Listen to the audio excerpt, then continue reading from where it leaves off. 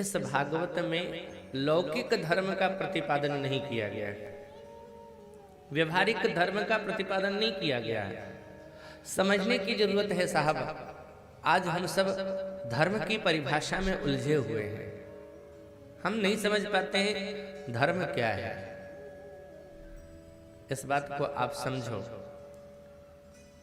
धर्म की परिभाषा सबके हिसाब से अपनी अपनी अलग होती है, लेकिन साधारण शब्दों में समझना हो धर्म तो धारणात् इति धर्मः, जिसको हमने धारण कर रखा है अथवा जिसने हमें धारण कर रखा है, हमने जिसको अपने जीवन में धारण करके अपना व्रत बना लिया है, वही हमारा धर्म हो गया है। पुत्र का धर्म अलग है, पिता का धर्म अलग है, पत्नी का धर्म अलग है, पति का धर्म अलग है, कृषि कार्य करने वाले कृषक का धर्म अलग है, व्यापारी का धर्म अलग है। जो जिस आश्रम से जुड़ा हुआ है उसका धर्म बताया गया है और सबका धर्म अलग अलग है। यह भी संभव है कि एक व्यक्ति जिस कार्य को कर रहा है उसके लिए वह धर्म है और वही कार्य दूसरे के लिए अधर्म है। अलग अलग नहीं। पाकिस्तान की सेना भारतवर्ष की सीमा में घुसेगी, उसका धर्म है कि अधर्म? उसके लिए तो धर्म है ना, देश की सीमा का विस्तार करेगा वो। लेकिन भारतीय सैनिकों के लिए वो क्या कर रहा है? इनकी नजर में वो अधर्म कर रहा है। तुम्हारी सीमा जब निर्धारित हो गई है तो तुम अपने सीमा में रहो ना, इधर क्यों बढ़ रहे हो? कार्य वही है, लेकिन उनके लिए धर्म है और भारतीय सैनिकों के लिए वही कार्य अधर्म है। नजर अलग अलग हो गई। और जिसको हमने धर्म मान लिया है, धर्म मान करके हम चल रहे हैं, कभी कभी वह भी अधर्म बन जाता है। मान के चलो हमने अपने जीवन में यह धर्म धारण कर रखा है, अहिंसक है, और श्रुति कहती है अहिंसा परमो धर्म। महात्मा बुद्ध का भी विचार यही है। तुलसीदास जी महाराज भी कहते हैं परम धर्म श्रुति विदित अहिंसा। परम धर्म श्रुति विदित अहिंसा। परम धर्म श्रुति विदित अहिंसा। परम धर्म श्रुति विदित अहिंसा। परम धर्म श्रुति विदित अहिंसा। परम धर्म श्रुति विदित अहिंसा। पर निंदा सम अघ्न गरीषा। पर निंदा सम अघ्न गरीषा।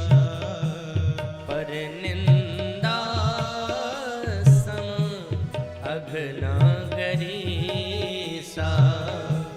पर निंदा सम अघ्न गरीषा। क्या हमने सुना? सबसे बड़ा धर्म है अहिंसक होना, अहिंसा परमो धर्म। लेकिन साहब कहीं कहीं अहिंसक होना भी अधर्म है, धर्म नहीं है। प्रमाण, आप कहीं से चले जा रहे हो, मार्ग में कुछ व्यभिचारी व्यक्ति, कुछ व्यभिचारी पुरुष किसी अबला के शील का हरण करने का प्रयास कर रहे हैं और आपके अंदर क्षमता है कि रोक सको, ऐसे कार्य को रोक सको, आपके अंदर क्षमता है, ताकत है, कर सकते हो। लेकिन सोचोगे कि ये सब करने के लिए तो मुझे झगड़ा करना पड़ेगा। लेकिन हमने तो धर्म का पालन कर रखा है, अहिंसा परमो धर्म। हम तो अहिंसक हैं, नहीं नहीं, हमें लड़ाई झगड़ा नहीं करना है, और सोच करके छोड़ करके आगे बढ़ गए। बताओ ये धर्म हुआ या अधर्म हो गया? साहब, आपकी मौन स्वीकृति ने, मौन सहमति ने उस व्यक्ति का मन को बढ़ा दिया। उसे लगा कि मुझे कोई रोक टोक करने वाला नहीं है। श्री रामचरितमानस में एक पात्र है, घायल होकर के पृथ्वी पर गिरा हुआ है। भगवान उनके पास गए हैं, उनके सामने गए हैं। और श्रीमद् भागवत महापुराण में भी एक पात्र है जो घायल होकर के पृथ्वी पर गिरा हुआ है। अंतिम समय में भगवान उनके पास भी गए हैं। एक भगवान के शत्रु के हाथ से घायल है, दूसरा भगवान के मित्र के हाथ से घायल है। भगवान के मित्र अर्जुन के हाथ से घायल है पितामह भीष्म, और रावण के हाथ से घायल होकर के गिरा है जटायु। और दोनों के पास गए भगवान। जटायु जब मूर्छित हो रहे थे, घायल पड़े थे, भगवान जटायु के पास पहुंच करके उसके सिर को अपने गोद में रखा। अपनी जटाओं को खोल करके जो पंख कट गए थे जटायु के, जिसमें धूल भरा हुआ था, भगवान ने जटाओं से धूल को साफ करना शुरू किया। जटायु की आंखों में आंसू आ गए। जटायु ने रोते हुए कहा, सरकार मैंने क्या पुण्य किया, मुझे समझ में नहीं आ रहा। बड़े बड़े अमलात्मा, बिमलात्मा, दिव्यात्मा, महात्मा गण जन्म जन्मांतर, कल्प कल्पांतर, युग युगांतर तक तपश्चर्या, आराधना, अनुष्ठान, व्रत इत्यादि करते रहते हैं, लेकिन अंतिम समय में आप नहीं आए। पर पता नहीं मेरा कौन सा सुकृत था, मेरा कौन सा कर्म था कि अंतिम समय में आपने मुझे दर्शन दिया है। आज मेरा नाम सार्थक हो रहा है सरकार। मुझे मेरा नाम जटायु मिला, मैं समझ नहीं पा रहा था कि इस नाम का अर्थ क्या है। मेरे नाम का कोई अर्थ नहीं निकल रहा था, लेकिन आज मेरा नाम सार्थक हो गया है। श्री राम की जटाओं में जिसकी आयु समाहित हो जावे, उसी का नाम जटायु है। भगवान ने जटायु के सिर पर हाथ रख करके कहा, मत मरिए। आपके जैसे जीवों को इस संसार में रहना चाहिए, आप जीवित रहो। नहीं सरकार, ऐसी मृत्यु दोबारा कहां मिलेगी। यहां भगवान जटायु को कहते हैं आप जीवित रहो। पितामह भीष्म के सामने गए। पितामह भीष्म ने भी स्तुति करनी प्रारंभ करी। इतिमति रूप कल्पिता तृष्णा भगवती सात्वत पुंगवे विभुम्नि स्वसुखमुपगते क्वचिद विहरतु प्रकृति मुपेयुषे यदभ प्रवाह त्रिभुवन कमलं तमाल वर्णं रविकर गौरंबरांबर दधाने वपुरलक कुलाव्रताननाब्जं विजय सखेर तिरस्तु मेन वद्या। बहुत सुंदर स्तुति करी है।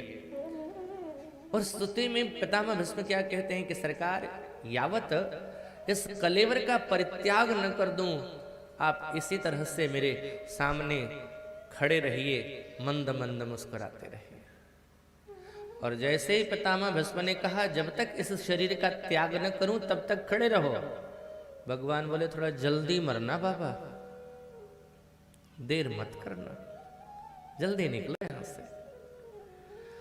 बताओ साहब, धर्मात्मा, दिव्यात्मा पितामह भीष्म, जिसने जीवन में धर्म ही किया, उसको भगवान कहते हैं जल्दी। लेकिन जटायु, जिसने जीवन भर किया क्या, आकाश की अनंत ऊंचाइयों पर उड़ता था वो, लेकिन दृष्टि उसके नीचे रहती थी। ढूंढता क्या था, लाश। खाता था क्या, मांस। उसको भगवान कहते हैं जीवित रहो। और पितामह भीष्म से कहा जल्दी निकलो। क्यों साहब, एक कार्य ने जीवन की परिभाषा बदल करके रख दी। पितामह भीष्म के सामने दुर्योधन ने दुशासन से कहा, द्रौपदी को निर्वस्त्र करके मेरी जांघ पर बिठाओ। किसी अबला के शील हरण करने का प्रयास हो रहा है ना, ये अपमानित करने की कोशिश की जा रही है। भरी सभा में क्षमता थी, बल था। पितामह भीष्म ने अगर एक बार कह दिया होता डांट करके, दुर्योधन, दुशासन, अगर तुम्हारी भुजा बढ़ी तो तुम्हारी भुजा तुम्हारे शरीर से अलग कर दी जाएगी। साहब, किसी की हिम्मत नहीं थी। कुल की बहू है, पूरा समाज बैठा हुआ है, सबके सामने दुर्योधन दुशासन से कहता है, निर्वस्त्र करो इसे और मेरी जांघ पर बिठा। बहू को मर्यादा विहीन किया जा रहा है। क्षमता रहते हुए भी पितामह भीष्म ने कोई प्रतिकार नहीं किया, रोका नहीं। लेकिन यही देखो जटायु, जिस समय सीता का हरण हो रहा था, सीता ने सहायता के लिए आवाज लगाई। बड़े बड़े महात्मा थे वहां पर, कुटिया थी ना उनकी, दंडकारण्य में रह रहे थे, और इन्हीं राम का भजन करने के लिए साधु भी बने। जिस राम का भजन करने के लिए ये बड़े बड़े महात्मा बने, दंडकारण्य में रह रहे हैं, भगवान का भजन कर रहे हैं, उसी राम की पत्नी का हरण करके रावण ले जा रहा है, और ये महात्मा चुपचाप है। रहना चाहिए था चुपचाप इनको। अरे साहब, एक बार निकल पड़ते, ललकारते। ठीक है, सीता हरण नहीं रुकता, लेकिन एक संदेश तो जाता समाज में कि महात्माओं ने अधर्म होने से रोकने का प्रयास किया। आज लोग कहते हैं कि समाज में बुराइयां बहुत बढ़ रही है, बुरे लोग बहुत ज्यादा सक्रिय हो रहे हैं, जहां देखो वहीं समाज में गंदगी फैल रही है। साहब, मेरा विचार है कि समाज बुरे लोगों के सक्रिय से उतना नहीं बिगड़ रहा। बुरे लोगों की सक्रियता समाज के लिए उतना खतरनाक नहीं है जितना अच्छे लोगों का निष्क्रिय होना खतरनाक है। ये सबसे ज्यादा खतरा है। ये अच्छे लोग जो है ना, वो निष्क्रिय, हमें क्या लेना देना, जो करे वो जाने। अरे साहब, पड़ोसी के घर में अगर आग लगी है ना, तो घर तुम्हारा भी सुरक्षित नहीं है।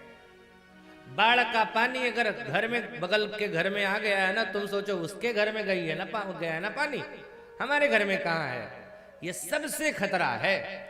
जिसके लिए तुम सोचते हो वो कर रहा है वो जाने, उसके घर में हुआ है वो जाने। वो गंदगी, वो विकृति, वो विकार एक दिन समाज में फैलेगा, और समाज में तुम भी निकलोगे, समाज में तुम्हारी बहू बेटियां भी निकलेगी, समाज में तुम्हारे परिवार के लोग निकलेंगे। और जब गंदगी रहेगी समाज में, तो वो गंदगी के कीचड़, वो छींटे तुम्हारे घर तक भी पहुंचेंगे। इसलिए समाज में कहीं भी विकृति दिखे, कहीं भी विकार दिखे ना, तो ये मत सोचो कि हमें क्या लेना देना, विरोध करना चाहिए। दो चार अगर बुरे लोग सक्रिय होकर समाज को बिगाड़ सकते हैं, दो चार लोग सक्रिय होकर के अगर ऑर्केस्ट्रा करा सकते हैं, तो दो चार अच्छे लोग सक्रिय होकर के भागवत की कथा भी करा सकते हैं। साहब, ये भी तो हो सकता है। वो जो कर रहे हैं उनसे जो समाज में जा रही गंदगी तो जा रही है ना। वो जो ऑर्केस्ट्रा कराते हैं, वासना का भाव जगता है, नशे में धुत होते हैं, लड़ाई झगड़े होते हैं। लेकिन अगर अच्छाई सक्रिय हो जावे, फिर अच्छे विचारों का सृजन होता है, अच्छी बातें कही जाती है। तो समाज में जो निष्क्रिय हो गए ना अच्छे लोग, ये ज्यादा घातक है। महात्मा कोई नहीं निकले, लेकिन ये जटायु पक्षी है साहब। इसका बल रावण के आगे कहां टिकता है। लेकिन एक बार इसने ललकारा, रावण ने सुनी भी इसकी बात। उसे लगा कौन है जो मुझे ललकार रहा है, कि मैं नाक की खगपति होई, लेकिन मंबल जान सहित पति सोई। मैनाक है या गरुड़ है, कौन है, लेकिन उसका स्वामी भी मेरे बल को जानता है, जो मुझसे टकराने की हिम्मत नहीं करेगा। ये रावण की सोच है। पलट करके देखता है, अच्छा ये बुढ़ऊ जटायु है, जाना जड़ जटायु ये। यानी रावण के बल के आगे जटायु कुछ भी नहीं है। फिर भी इसने विरोध किया, भले ही इसके पंख कट गए। भगवान कहते हैं जो विरोध करे जो बुराई का प्रतिकार करे उसको समाज में रहने की जरूरत है, और जो चुपचाप बैठ जावे वो जितना जल्दी हो सके समाज संसार से निकले। वो तो साहब जरूरी नहीं कि हर जगह अहिंसा धर्म ही है, अहिंसा अधर्म भी है।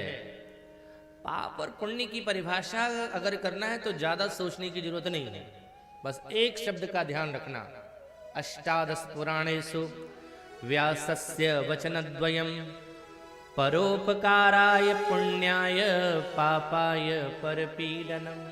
यही है बस धर्म और अधर्म। हमारे कर्म से, व्यवहार से, स्वभाव से समाज को हानि हो रही है, दुख पहुंच रहा है, पाप है। हम अगर सुख पहुंचा रहे हैं अपने स्वभाव, व्यवहार और कर्म से, पुण्य है, यही पुण्य है, बस यही पाप।